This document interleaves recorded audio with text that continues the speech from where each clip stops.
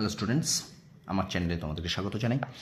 এখন আমি শুরু করছি 2026 মাধ্যমিক পরীক্ষার্থীদের জন্য ভূগোল পড়া, ভূগোল ক্লাস। টেক্সট বই খুঁটিয়ে আমরা ভূগোল পড়ব। এটা ভারতের ভূপ্রকৃতি পার্ট 4 ক্লাস। ভিডিওটা অবশ্যই প্রথম থেকে শেষ পর্যন্ত দেখবে। আর চ্যানেলে যারা নতুন আছে তারা অবশ্যই ভিডিওটা আমাদের এই চ্যানেলটা সাবস্ক্রাইব করো, আর অবশ্যই পাশে থাকা বেল আইকনটি প্রেস করে রেখো, আর অবশ্যই একটু বেশি বেশি করে শেয়ার করো। চলো শুরু করি। টেক্সট বই খুঁটিয়ে শর্ট প্রশ্ন খুঁজে নেওয়া আমার এই ক্লাসটি।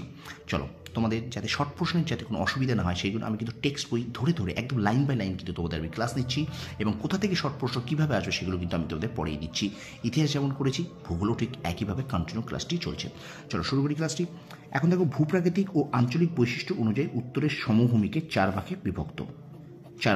এটি প্রথমে আছে পশ্চিমের সমভূমি বা রাজস্থানের সমভূমি। পড়ি। ভারতের পশ্চিমের সমভূমি অঞ্চলে 3 ভাগের 2 ভাগ রয়েছে রাজস্থানের রাজ্যের মধ্যে, এবং বাকি 1 ভাগ অঞ্চল রয়েছে গুজরাট, পাঞ্জাব, হরিয়ানা রাজ্যের মধ্যে। ভূপ্রাকৃতিক তারতম্য অনুসারে এই অঞ্চলকে 5 ভাগে ভাগ করা যায়। মরুস্থলী কথার অর্থ মৃতের দেশ, এটা তোমরা একটু আন্ডারলাইন করো, এখান থেকে কিন্তু শর্ট প্রশ্ন আসতে পারে। রাজস্থানের থর মরুভূমির পশ্চিম প্রান্তে বালুকাপূর্ণ উদ্ভিদহীন শুষ্ক মরু অঞ্চল হলো মরুস্থলী। তাহলে রাজস্থানের থর মরুভূমির পশ্চিম প্রান্তে বালুকাপূর্ণ উদ্ভিদহীন শুষ্ক মরুভূমি কিন্তু মরুস্থলী, অর্থাৎ থর মরুভূমির পশ্চিম প্রান্তে কিন্তু এই মরুস্থলী অবস্থিত। এই অঞ্চলের গড় উচ্চতা 200 মিটার থেকে 250 মিটার। এই অঞ্চলের সারিবদ্ধ স্থায়ী বালিয়াড়ির মধ্যে লবণাক্ত হ্রদ ধান্দ নামে পরিচিত, অর্থাৎ মরুস্থলীর মধ্যে সারিবদ্ধভাবে স্থায়ী বালিয়াড়ির মধ্যে লবণাক্ত হ্রদগুলিকে কী বলে? ধান্দ বলে। এখানে মরুদ্যান দেখা যায়।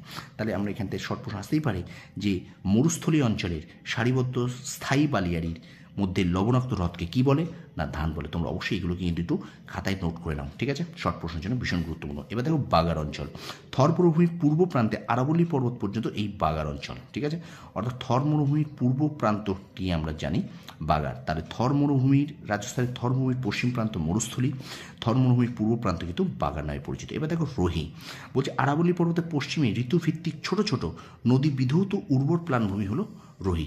তাহলে আমরা এখান থেকে আসতেই পারি যে আরাবল্লী পর্বতের পশ্চিমে প্লাবনভূমিকে কী বলে? না রোহি বলে, ঠিক আছে? এবার 4 নম্বর হচ্ছে ক্ষুদ্র মরু। রোহি অঞ্চলের পশ্চিমে ক্ষুদ্র মরু অঞ্চল অবস্থিত। এটা খুব একটা গুরুত্বপূর্ণ নয়। এবং হামাদা কি? না ক্ষুদ্র মরু অঞ্চলের পশ্চিমে বালি ও প্রস্তরময় অঞ্চলকে স্থানীয় ভাষায় হামাদা বলে। তাহলে ক্ষুদ্র মরু অঞ্চলের পশ্চিমের অঞ্চলকে আমরা কী নামে পরিচিত? হামাদা নামে পরিচিত। তাহলে স্টুডেন্ট, তোমরা এইটা একটুখানি স্ক্রিনশট করে নাও বা তোমরা খাতায় লিখে নাও, শর্ট প্রশ্নের জন্য কিন্তু ভীষণ গুরুত্বপূর্ণ। চলো পরে একটু চলে যাই। না, সিন্ধু সমভূমি বা পাঞ্জাব সমভূমি। দেখো, 640 কিমি দীর্ঘ ও 300 কিমি প্রশস্ত বিশিষ্ট এই সমভূমি পাঞ্জাব ও হরিয়ানা রাজ্যে অবস্থিত।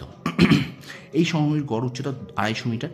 এই পাঞ্জাব সমভূমির উত্তর পশ্চিম অংশে সিন্ধু নদীর 5টি উপনদী শতদ্রু, বিপাশা, চন্দ্রভাগা, ইরাবতী, ঝিলাম দ্বারা গঠিত। অর্থাৎ এই যে সিন্ধু পাঞ্জাব সমভূমি, কিন্তু সিন্ধুর 5টি উপনদী, সিন্ধু নদীর 5টি উপনদী কী কী? শতদ্রু, বিপাশা, চন্দ্রভাগা, ইরাবতী, ঝিলাম দ্বারা গঠিত। তাই এই অঞ্চলের নাম হয়েছে পঞ্চনদের দেশ, অর্থাৎ পঞ্চনদের দেশ বলা হয় কিন্তু পাঞ্জাবকে, ঠিক আছে? এটা মনে রাখবে।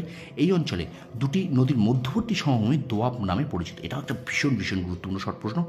2টি নদীর মধ্যবর্তী সমভূমিকে কী বলে? দোয়াব বলে। এবার দেখো, যেমন বিস্ত জলন্ধর কাদের মধ্যে? বিস্ত জলন্ধর দোয়াব বিপাশা ও শতদ্রু নদীর মাঝে অবস্থিত। এটা একটু মনে রাখবে যে বিস্ত জলন্ধর দোয়াব কোন 2টি নদীর মাঝে অবস্থিত? বিপাশা ও শতদ্রু। তারপরে বাড়ি দোয়াব বিপাশা ও ইরাবতী নদীর মাঝে অবস্থিত। আর রচনা দোয়াব কিন্তু ইরাবতী ও চন্দ্রভাগার মাঝে অবস্থিত।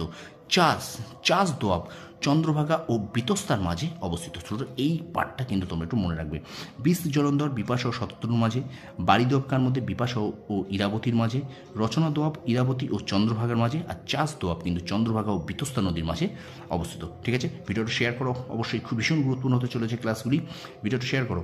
গাঙ্গেয় সমভূমি। পশ্চিমে যমুনা নদী থেকে পূর্বে ভারত বাংলাদেশ আন্তর্জাতিক সীমানা বরাবর বঙ্গোপসাগর পর্যন্ত প্রায় 3,75,000 বর্গ কিমি জুড়ে স্থান জুড়ে উত্তরপ্রদেশ, বিহার ও পশ্চিমবঙ্গ রাজ্যের মধ্যে ভারতের বৃহত্তম গঙ্গা সমভূমি অবস্থিত। ভারতের বৃহত্তম গঙ্গা সমভূমি। আঞ্চলিক বৈশিষ্ট্য অনুসারে এই সমভূমি 3টে ভাগে ভাগ করা যায়। তাহলে আমরা আপাতত এই পর্যন্ত ক্লাসটি নিলাম, ঠিক আছে? অর্থাৎ এই গাঙ্গেয় সমভূমি পর্যন্ত আমাদের এখনকার মতো ক্লাসটি গাঙ্গেয় সমভূমির 3টি ভাগ।